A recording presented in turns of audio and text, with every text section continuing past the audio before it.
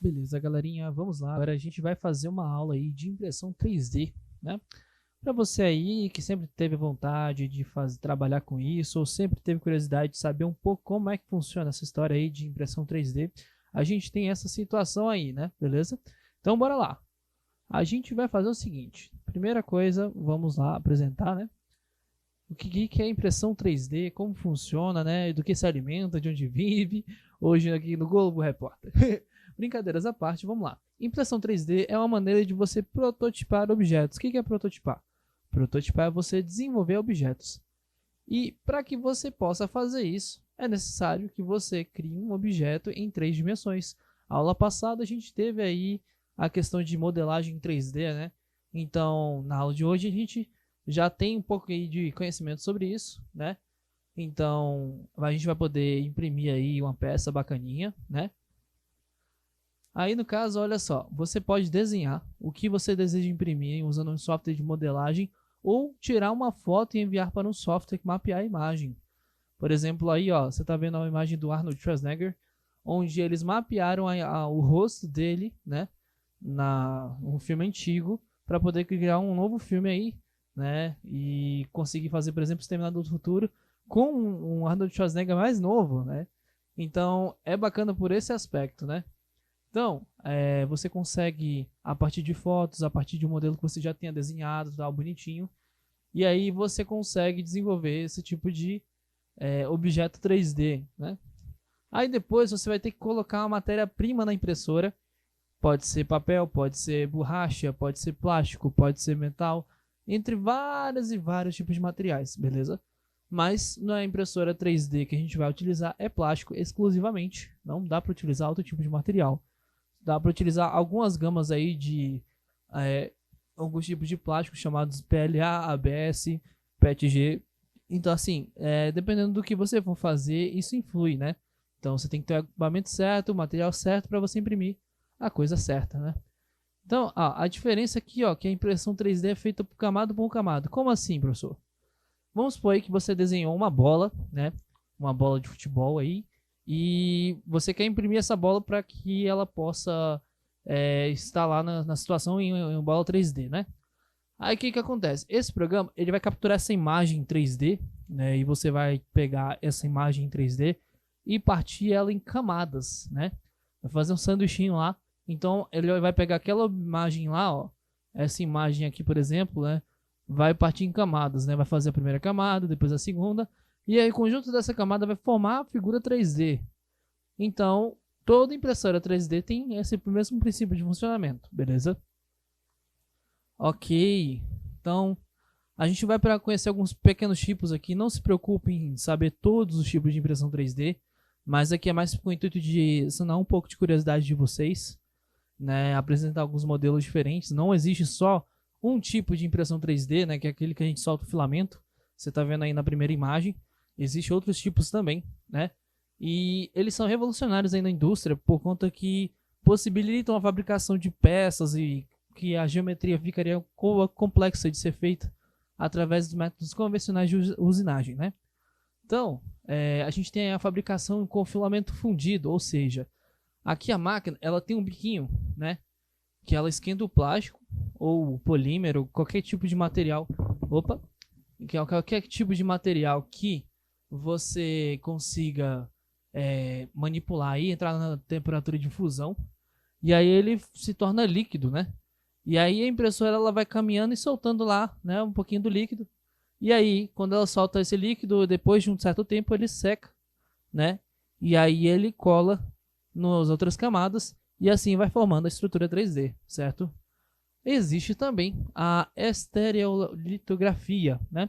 Essa aqui a estereolitografia, ela utiliza uma resina, né, que ela reage com ou um laser, ou dependendo do caso também, com um tipo de iluminação específica, e aí ela se solidifica. Só que existem dois tipos. Tem a SLA e tem a DPL, né? Uma em específico você consegue, por exemplo, usinar e a cama de onde começa a se imprimir a peça, nessa parte aqui, ela fica de cabeça para baixo. Na outra, basicamente é um processo inverso, né? A cama ela fica aproximadamente abaixado lá de dentro da resina, e aí ela vai sugando o líquido, né? E aí assim vai imprimindo as peças e aí vai solidificando. Então existem vários tipos aí de impressoras desse tipo. Temos também aqui a sinterização seletiva a laser. O que acontece, galera? Existem alguns tipos de materiais que eles reagem à luz ultravioleta, né? E dentro deles existe um pozinho, né, que o pessoal utiliza aí. Eu não vou saber exatamente aqui qual é o nome dele agora, mas é um tipo de pó que você consegue, por exemplo, a partir da luz ultravioleta, solidificar ele, né, formar estruturas complexas. Então, ó, essa imagem aí que o cara tá mexendo aqui parece farinha, mas na verdade isso aqui é um tipo de plástico que ele reage à luz ultravioleta e assim ele se solidifica e você consegue fazer algumas estruturas também, né? E aí você deve estar se perguntando, beleza, professor, você falou de plástico, mas existe outro tipo de usinagem também? Então, galera, existe também esse mesmo procedimento para impressoras também que utilizam metais, né? Aqui no caso, ó, tem a sinterização direta de metais a laser. Então, aqui vai ter um laser, né? E ele vai pegar e vai desbastar a peça. Existe um tipo de desbastagem, né? Então, ele vai queimar a peça e vai desgastar, tirar o material. Ou também ele tem a questão aqui também de ele passar no pó do metálico e aí ele unir esse pó de metálico formando aquelas estruturas, né? Aqui no caso ele está com a sinterização, né? Essa impressora aqui chama de sinterização, então ela tem essa possibilidade. A gente também tem uma outra aqui chamada PolyJet, né? Essa PolyJet, e como é que ela funciona? Poly vem de muitos, né? E jet vem de jato, ou seja, ela solta aí a camada como se fosse uma tinta na nossa impressora mesmo aí convencional, aquelas que imprimem a papel mesmo, A4. E aí depois ela passa uma luz ultravioleta e ela solidifica aquele líquido, né? Então ela vai fazendo as camadas dessa forma. É um outro tipo de impressora também muito utilizado aí para a galera que gosta de prototipar. Beleza, vamos para o próximo slide aqui, né? Então, galerinha, quais são os benefícios de imprimir na impressora 3D? Eu vou passar daqui a pouco uns vídeos aí importantes para que você possa ter uma noção um pouco mais aprofundada com relação a cada item aqui, né, apresentado. Mas, basicamente, a gente tem aqui o que? Combate ao desperdício, né? O que acontece? A impressora 3D, ela tem essa versatilidade porque ela pode, por exemplo, fabricar coisas a partir da adição de materiais. Você já parou para pensar que a galera que esculpe material, o que acontece com o resto do material? Que, tipo, não tá ali na escultura? Tipo, a escultura tá dentro lá do bloco de madeira, por exemplo. E aí, para ela chegar naquele nível, ela gasta um tanto de madeira que aquilo ali também talvez não seja possível você renovar, né? Da mesma forma são os metais, né? Existem peças metálicas que você não consegue renovar elas. Você não consegue reaproveitar o material que foi tirado delas para poder chegar naquele resultado. E aí a impressora 3D tem essa vantagem, né? Você tem essa possibilidade de só adicionar mais materiais e ela vai fazendo aquela estrutura, né? Isso é a vantagem da impressora 3D. Também tem a questão aí de mais qualidade de customização, ou seja, você pode pegar um objeto, né? Vamos supor que seja esse boneco do Super-Homem, né? E aí você pode transformar ele depois num boneco aí do The Witcher, né? E assim, por exemplo, você pode personalizar várias peças. Eu não estou dizendo aqui somente de action figures. Você pode também pegar e utilizar aí peças industriais, por exemplo, você tem uma plaquinha lá e tá com o nome errado, você pode colocar um outro nome. Sim, você pode, né? O chaveiro aí que a gente bolou outro dia, você pode pegar o chaveiro do seu colega aí, mudar o nome dele para o seu nome, beleza? Então, basicamente, né, a gente tem essa possibilidade também. E com isso a gente consegue também inovar, ou seja, se você tem uma ideia aí, é muito mais fácil você mandar para um pessoal especializado em impressão 3D, né, para você ter um modelo 3D daquilo, né, um modelo palpável, digamos assim, um modelo que você consiga segurar, do que você ter só um simples desenho, né? Muita galera na arquitetura também usa bastante isso, porque pode ter uma miniatura daquela casa lá para poder apresentar para o cliente ou uma proposta aí para a empresa grande, né, construir um prédio ou até mesmo qualquer outro tipo de coisa. Beleza? E também temos aí a possibilidade de salvar vidas, né? Tem muita gente aí que tem dificuldades de ter acessibilidade, de conseguir próteses, né? Conseguir construir coisas que auxiliem as pessoas à locomoção ou até mesmo você manipular coisas, né? Tem pessoas que têm um certo grau de deficiência e que você consegue pelo menos facilitar a vida dessas pessoas utilizando próteses impressas na impressora 3D. Então, é bacana muito por esse aspecto, porque você tem essa possibilidade, né?